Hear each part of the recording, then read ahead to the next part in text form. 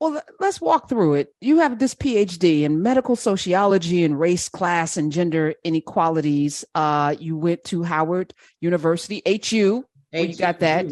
You got that master's there, and you went there. You did your BA at another school. For you, and I've been really processing. You put together a whole business around healthcare called UzObi. Yes, ma'am. And I'm on the site. Why did you start this and how? The short answer is threefold. One, I moved to Minnesota because I married a Minnesotan. So that was just, one of those things that was outside of what I expected my life to be.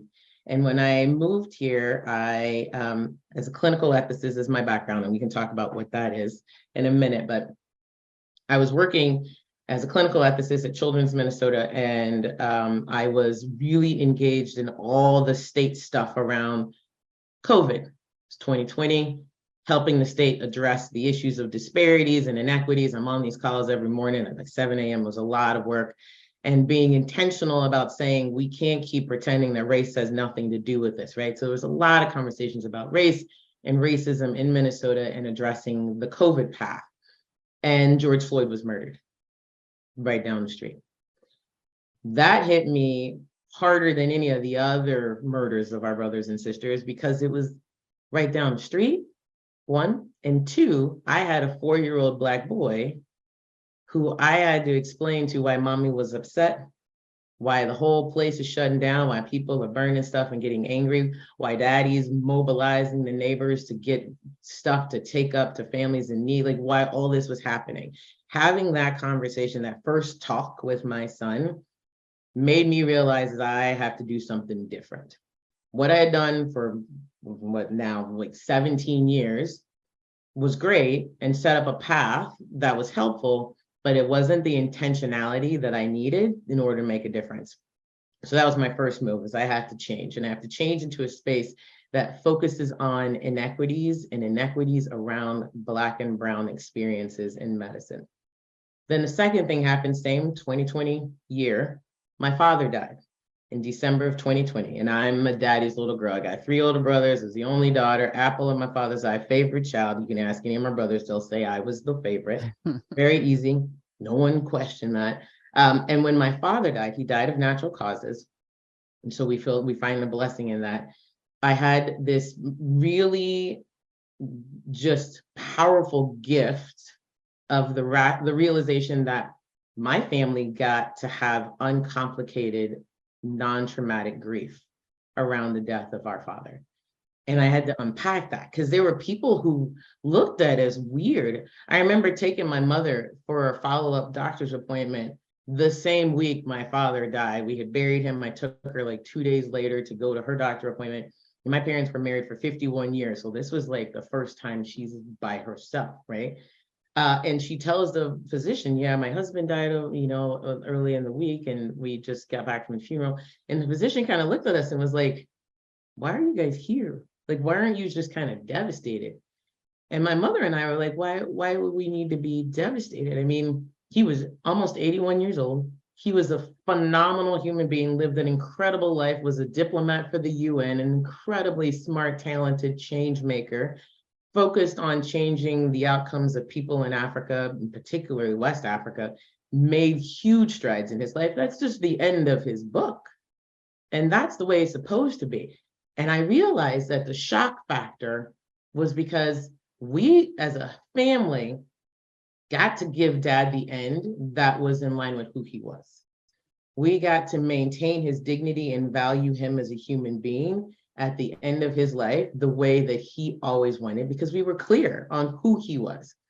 And most people don't get that, which leads to the traumatic, complicated grief. If we just know who you are and what is important to you and what you value, and then advocate for that around the times when you can't advocate for yourself, that gives the gift of normal grief, right? Grief is never going to go away. Everybody's got to grieve. That's healthy. But normal grief is what we want. So when my dad died, and I had this personal experience, because I had talked this to people, I'm a clinical ethicist, I help people with these conversations all the time. Didn't really have the personal experience until my father died. And then the last thing that happened that just made all of this coalesce was when I moved into my new role. I'm the Chief Health Equity Officer for Hennepin Healthcare, and first and only in the state of Minnesota. And I was thinking about the impact on our decisions on Black and Brown communities, and how Minnesota has some of the worst health outcomes for Black and Brown people in the entire country, but the best health outcomes for white people in the entire country. And think about that for a second. I realized that I have uniquely been situated with how my life was shaped to be the voice to make this make sense and choose better options. I've been waiting for a lot of other people to do this work. My whole career, I've been looking at other folks going, why can't y'all fix this? I will do everything you need me to do to help you fix this. But when I got into this role and saw the power that I could wield in this role, the three things came together: that I'm in Minnesota, having this experience with my own father, and now working in a space where I see trauma happening every day. I have to step up. I can't just sit back. And so I created UzObi, which means the heart of my father, to not only address what I believe everyone should have, which is giving people an opportunity to bring their voice back to the center of the conversation in healthcare, but to do so in a way that every experience that you have with a healthcare, anything, physician, nurse, emergency room, clinic, whatever it is, you come out of it with uncomplicated trauma. You come out of it feeling whole, feeling heard, feeling respected, and knowing that the people who have to make decisions about you are doing so with you and not to you. That's where I got started. UzObi, UzObiinc.com, UzObiinc.com. The O in UzObi on the website looks like an icon symbol. And I love that it's the heart of your father. It's beautiful. Is that Igbo? Yes. Okay. The O, it looks like an icon symbol. Is it an icon symbol? It is. I actually had a brother put together the design for me because I wanted to bring in my African roots. And the O is capitalized because my father's name is UzO. And then my middle name is OBI. And my middle name means heart. And then my father's name. So I combined them together. And that's why the O is big. I love it. I love it. And what does this icon symbol mean? This one, I've recognized. I recognize it because I'm working on an icon book. Yeah, that one is pride. Okay. When you talked about the disparities, we hear this all the time. COVID disproportionately impacted Black and Brown people.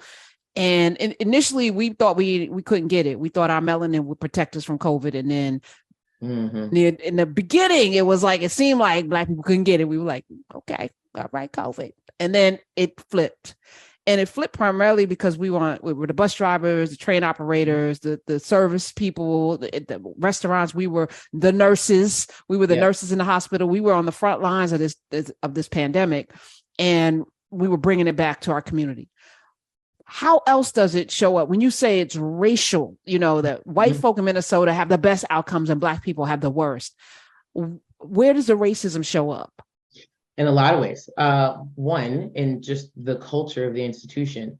I wrote an article called The Burden of Blackness. I also wrote an article about the stress, the added extra stress it is of being Black in healthcare. And I talk about this proverbial backpack that every Black person wears as they walk in. And as I was trying to explain to many of my colleagues that eventually I just wrote this article about, is you can't have a white person and a Black person walking into a hospital system. They could have the same age, the same gender, the same neighborhood, same education system, right? And the same disease, and you expect the same outcomes. It's not going to work because the white person is walking in as themselves. The Black person is walking in carrying a backpack of systemic racism that they can't let go. They can't put it down, and it follows them in there, and it's already overflowing. And when you go into a system like a hospital, you're met with humans who have been raised in a racist system, who don't themselves know that they're continuing to perpetuate racism, who are most of them not actively, overtly trying to be racist, but because they're not actively and overtly trying to be anti-racist, they are perpetuating a system that adds to that backpack. So that white person comes out just fine. That Black person dies. And the reason behind it is because they bring in all these added extras. They bring in pre-existing conditions. They bring in environmental racism, things that make our lungs not as great as the white person who lived in the suburbs, because we've been breathing in exhaust in our urban community for longer, right? We may not have ever gotten a diagnosis of any lung disease, but our environment is such that it has impacted our health. We have the DNA of trauma from slavery that has been shown, science has shown it, DNA gets altered when a traumatic, violent experience occurs. And it is passed into the children of the person or the individual that had the traumatic, violent experience. So if you are a descendant of slaves in America, I don't think any one of us has had any ancestor that did not get impacted by the violence and the trauma of the slavery system, whether it was from the Middle Passage on through or the beautiful, crazy design of chattel slavery that only America created. We have been impacted. And as Resmaa Menakem said in his book, My Grandmother's Hands, that lived body experience of trauma is still with us today. So we can be as healthy as we want to be on the outside, but our DNA says differently. And when our DNA gets assaulted, we have no ability to affect it. We just have to ride the wave and hope that we get to be a lucky person and come out. So what COVID did was show that the way our communities were set up, close quarters, living together, multi-generations of families, because that's who we are. We take care of our people, right? We don't put them away in different spaces. We keep grandma and mama home. That institution of our life was assaulted on all parts by a disease that was spread really quickly, that impacted areas of our body that we don't know could have been affected by our environmental circumstances. And once we got assaulted, there are many people who they're showing now that just because of their genetic factors, they had terrible outcomes from COVID. White people got a pass because the environment was set up differently for them.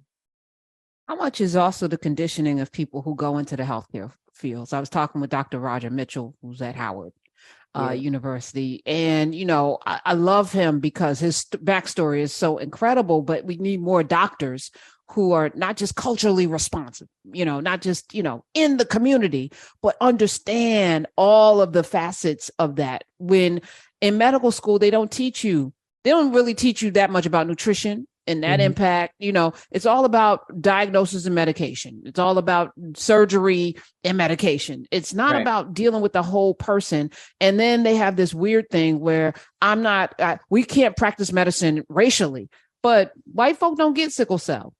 And there's certain genetic diseases that we're predisposed to. And it's not just diabetes, high blood pressure, and all that. Those are, to me, symptoms of something greater that's never being addressed because the medical field does not really handle that. And as I was walking the other morning, I was thinking about all the experimentation that went on. Because, you know, we talk about Mengele in World War II. We talk about that. But I'm like, no one talks about, except for the father of gynecology, the amount of experimentation that must have happened on our Black bodies in the name of medicine. And just, you know, Tuskegee, the ignoring of symptoms to see what would happen.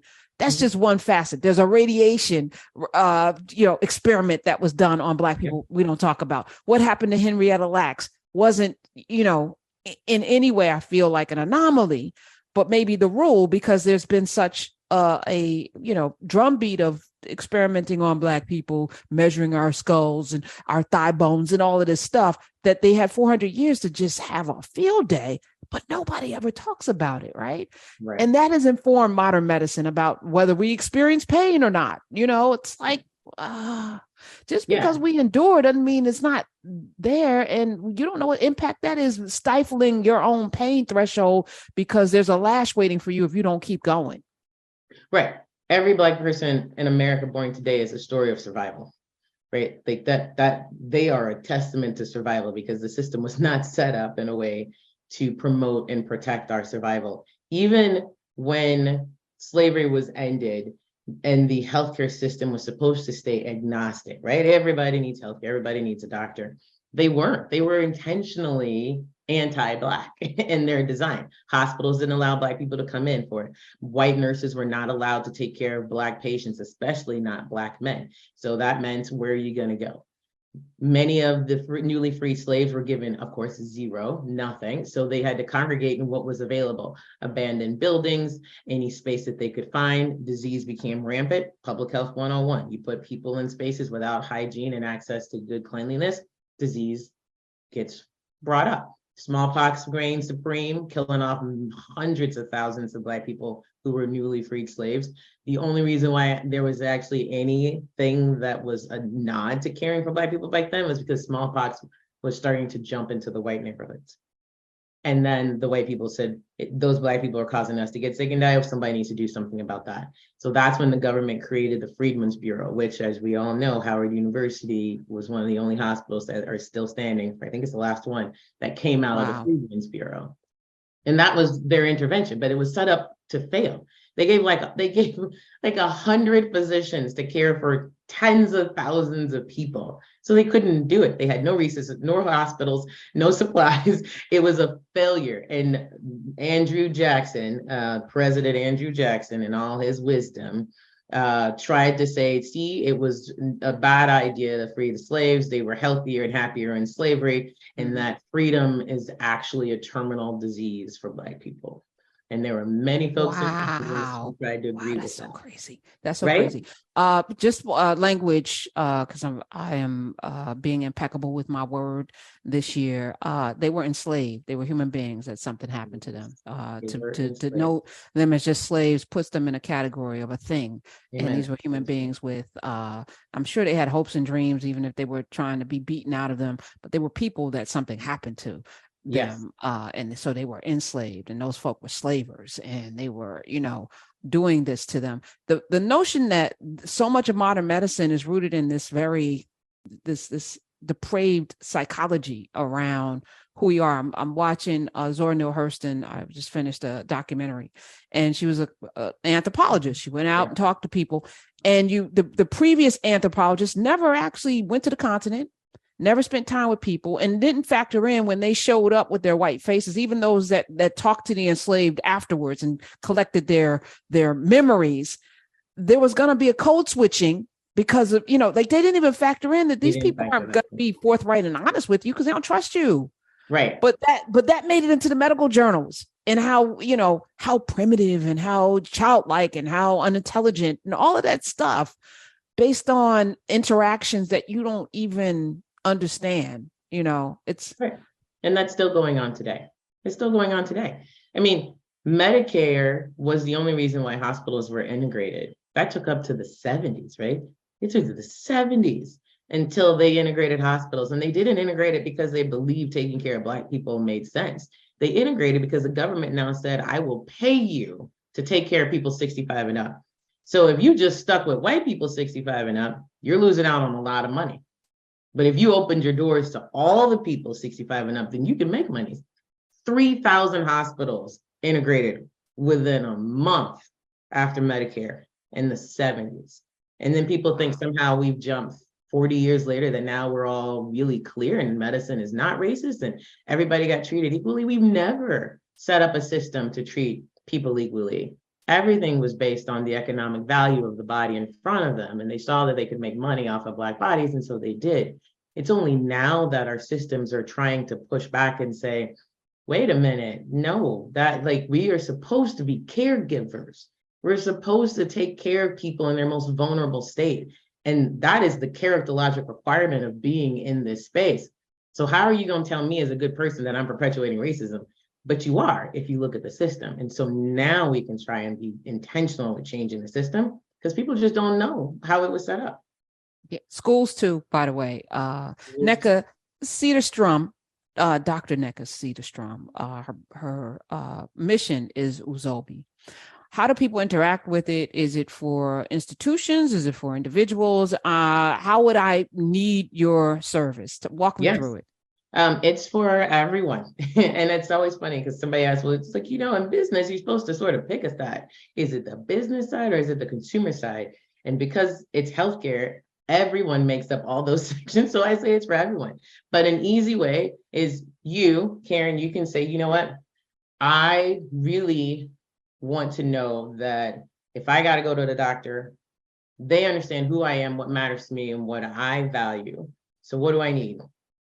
I would say you would need a copy of our medical blueprint, and that's what they are. It is a series of questions that we go through and ask that are relative to who you are, that communicate your values, your cultural needs, the things that are important to you, the things that make you tick, make you you, in a way that when physicians are having conversations with you, they need to keep in the forefront. A great example. I had a patient who was really, really worried and nervous about the term cancer, right? They were really scared about it. It was culturally inappropriate for them to talk about cancer. They came from a particular community in the Asian continent that didn't like using that word.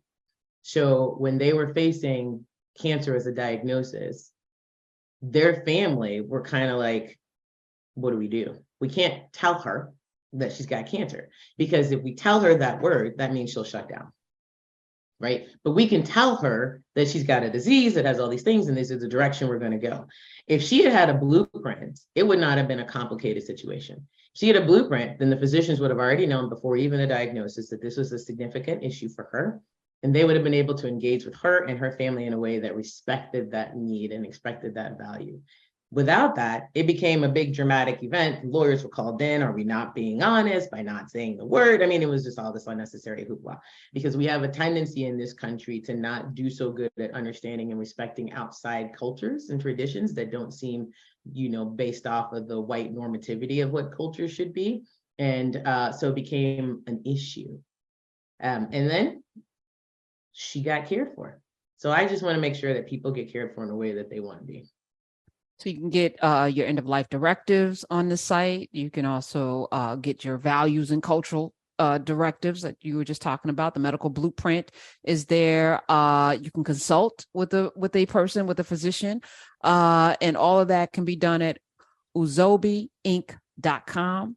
That's where you can go. Will you come back, Dr. Nneka? I will, anytime. Okay. You need to. All right. And we could talk, TV and movies and all of the things, because I see you can play, because I got more questions.